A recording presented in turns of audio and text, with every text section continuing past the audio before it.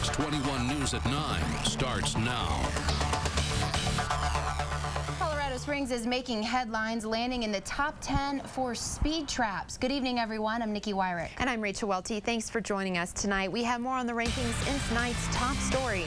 Colorado Springs is ranked number 8 for cities with the highest speed trap activity in the U.S. and Canada. That equals 7.2 traps per 100,000 people. Fox 21's Sade Malloy spoke with local drivers and law enforcement to see if they agree with the rankings. Sade?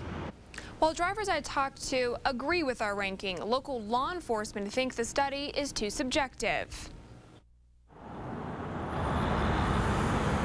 For speed demons that like to push it past the posted limits, be careful, you may be trapped. Some of them will actually work with you, and but some of them they're out to get you, and they get you on a 1 mile over, 2 miles over. Our number 8 ranking comes from the National Motors Association that took data from 2 years worth of postings from the National Speed Trap Exchange.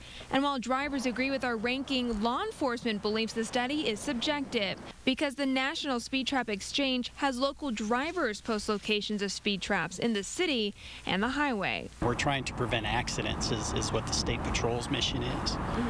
And speeding is one of our big causal factors for injury and fatal crashes. Postings that could be from disgruntled drivers and locations that aren't necessarily speed traps. But local motorists I talked to don't seem to care. We try to make that a revenue game instead of promoting something else like tourism or more jobs. The Colorado State Patrol wants to assure drivers who feel like they're being targeted by speed traps that there's no quota or pressure on their troopers to hand out a certain amount of tickets. And if you're wondering where Denver stands in this whole list, they're rounding out the top 5. Nikki?